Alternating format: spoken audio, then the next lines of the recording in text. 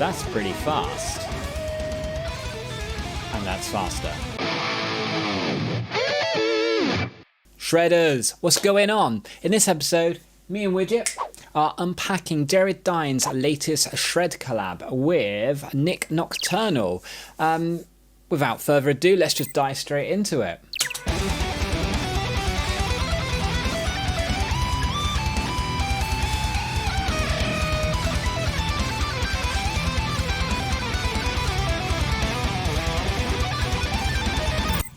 Cool, so that's the first part of the solo, and I just want to cut it there just to make a couple of notes.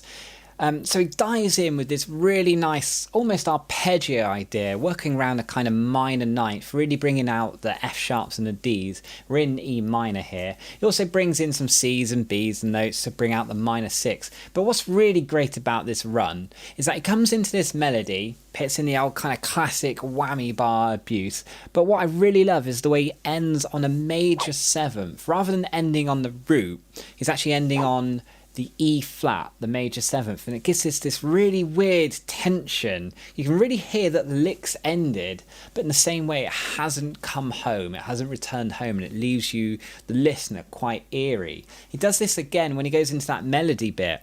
After that sweeped arpeggio, which I think's a B minor arpeggio, he does that bit of tapping between the G and A, and then it's A and E flat again, or D sharp if you want to be proper, bringing out that harmonic minor kind of feel for it. And again, that really weird, almost making up the B seventh, or that's what you're kind of bringing out and making it very eerie. Let's listen to the next bit. More minor ninth ideas there. More whammy bar abuse. Nice, and a nice tapping lick to kind of finish it off. Also with that tapping lick, there's some more kind of D sharps in there, some eerie notes, just give it a little bit, just, I don't know what you call it, scariness. Normally, like in the older days, certainly classic metal, we really hanged on the kind of flattened fifths, as you might know, to give it that really evil rock sound. But that got a bit too cliche, and now kind of these Djent guitarists, they're probably more jazzy than jazz guitarists lately. There's some mental notes in there. So let's see how Jared Dines retaliates.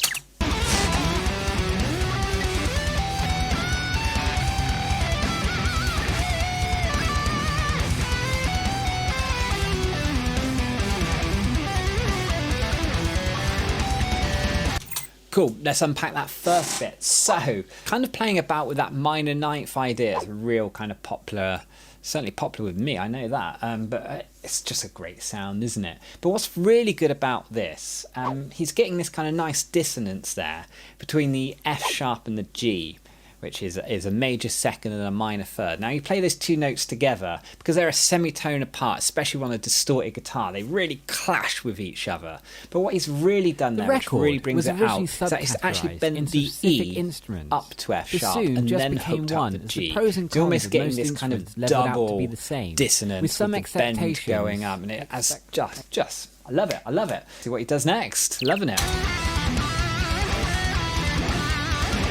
If in doubt, do something melodic. Just can't beat that.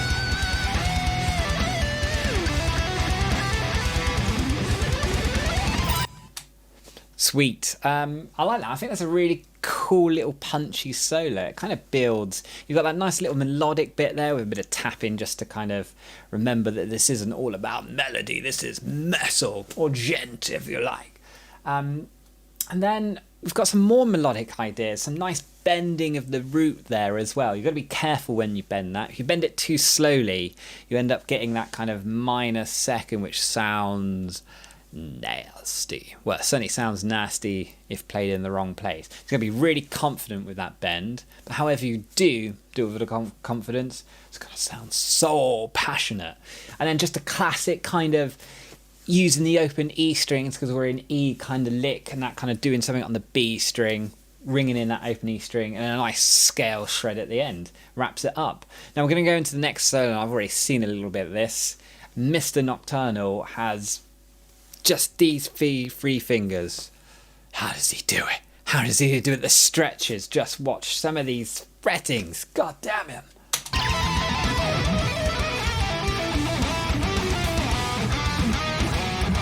Look at these note choices, they're so zany.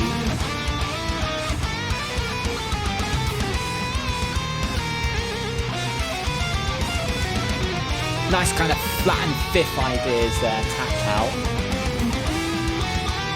More harmonies coming in. Pinched harmonic. Oh.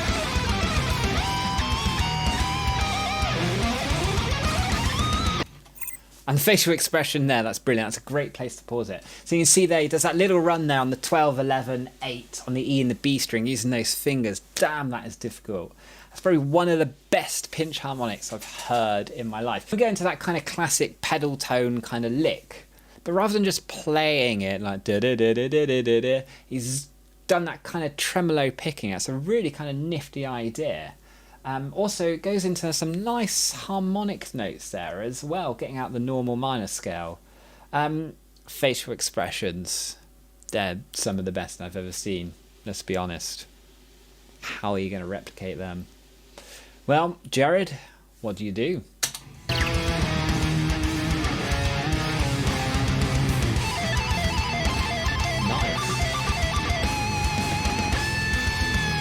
He almost does that tricella rhythm, if you like, from the tapping. It's the drummer in. Nice chromatic shred ideas there. Just going to pause it there. How do you make a guitar sound like that? I'm already going through the process of working this out by ear, and I cannot work that out for the life of me. Just listen to this guitar scream. I could not work that out for the life of me. That one, that literally... that is the sound of a guitar screaming for help because it is being abused. Crazy note choices. Sick tap. And a slapped harmonic to finish. These guys are jazz guitarists. I'm sure of it. The note choicing. I've worked most of that one out by ear. It's all over the place note-wise. Hard work. So, this third solo, we've been in E minor for the last two. This is still starting on E chord, but we're actually going up to the whole overall tonality has now gone up to A flat minor, I think. This is getting more to my kind of style of what I'm used to playing, so I might have a chance of being able to play this one, but we'll have a look. Let's see.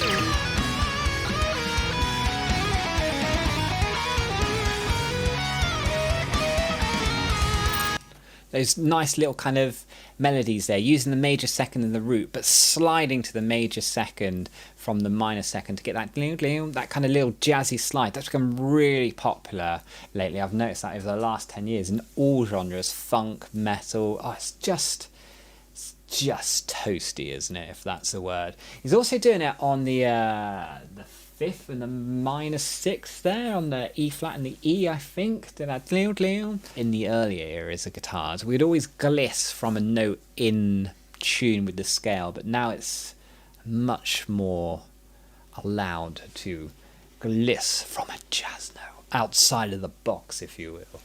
Let's carry on.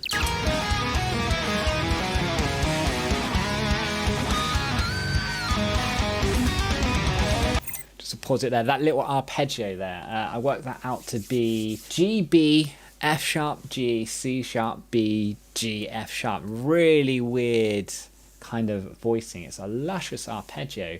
You could technically say it's like a G major seventh with a C sharp, which would be, I guess, embarrass myself now. Oh, that's gonna weird chord. It's like a G major seventh flat and fifth. Is that right? God, it's too late in the morning. No, it's not. What are you on about? My God, it's too late at night to be working that out. I do apologise. Let's just say it's a lush chord and be done with it. Let's crack on, mate. Nice classic neoclassical scale run there, really. Yeah, shred the scale. This bit is sick.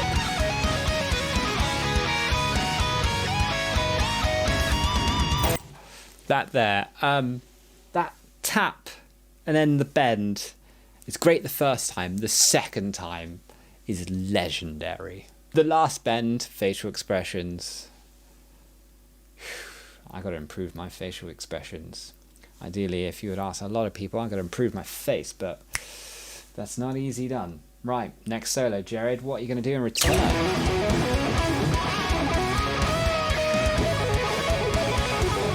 Proper pentatonic shreddillery.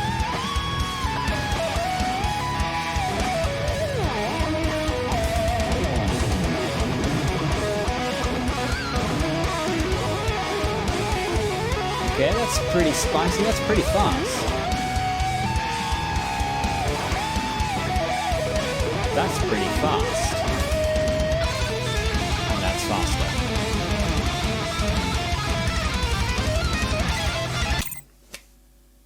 Okay, that is super fast. That's we've gone into now back into E, but we're kind of going a little bit Phrygian dominant, if you like. I used to like to call this super Phrygian. I was taught this as a youngster. And I've never ever heard it called Super Phrygian again, but I still relate it to Super Phrygian. But Phrygian Dominance is usual name. That scale run there at the start is, I'm trying not to swear, but it is fast. And what makes it really fast is that just in the middle there, there's actually a little triplet thrown in as well. So it's not just da-da-da-da-da-da, it's da-da-da-da-da, and it's just right in the middle. And that, ladies and gentlemen, if I do attempt to play this, is why I shall be spending hours and hours on it. Just that one run. And then again, you saw those fingers. 12, 11, 8, just doing that kind of fretting. Oh, god damn it. Damn it. Play on.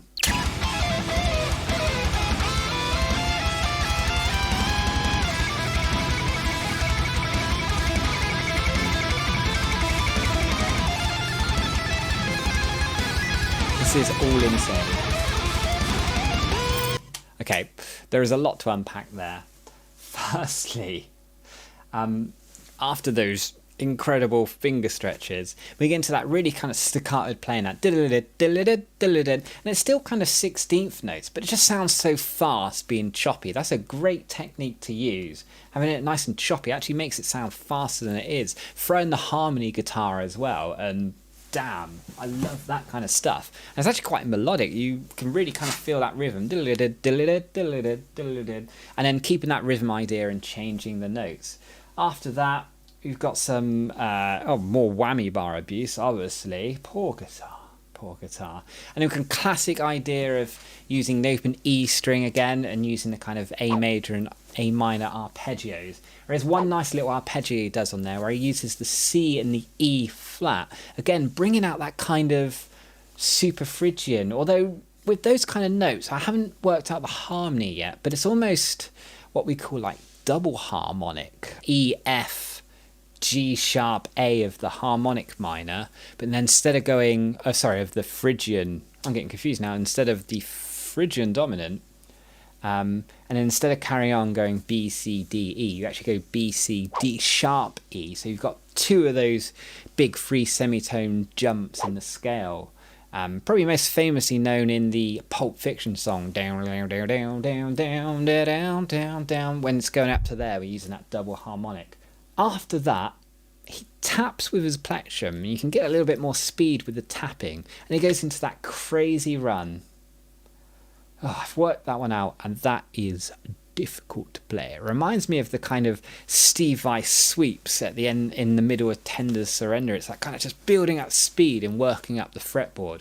But what is really flippin' difficult is playing like this, swapping your plectrum over to the side to tap, and getting it back in time to sweep. That is difficult. So, Jared, what are you going to do with your plectrum? If in doubt, be melodic.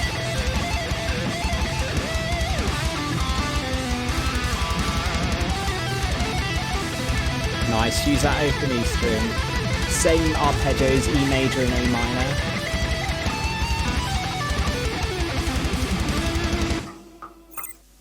Nice. Now the question is, can I play it? Well, let's give it a go.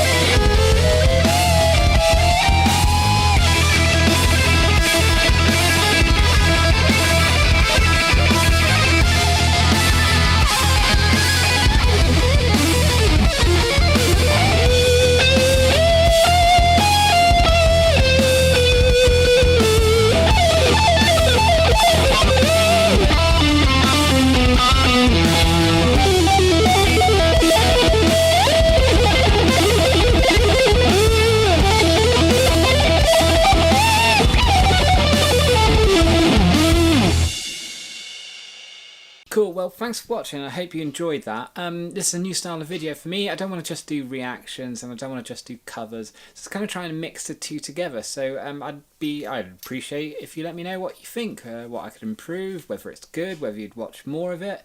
Also, is there anything you want me to have a look at? Ideally, I'm trying to look at modern stuff or stuff that's just come out that isn't tabbed or anything like that, because I'm trying to work on my transcribing. So I know if there's tab available, I shall steal it and peek it. But yeah, so let me know and there'll be more content soon. Say goodbye, Widget.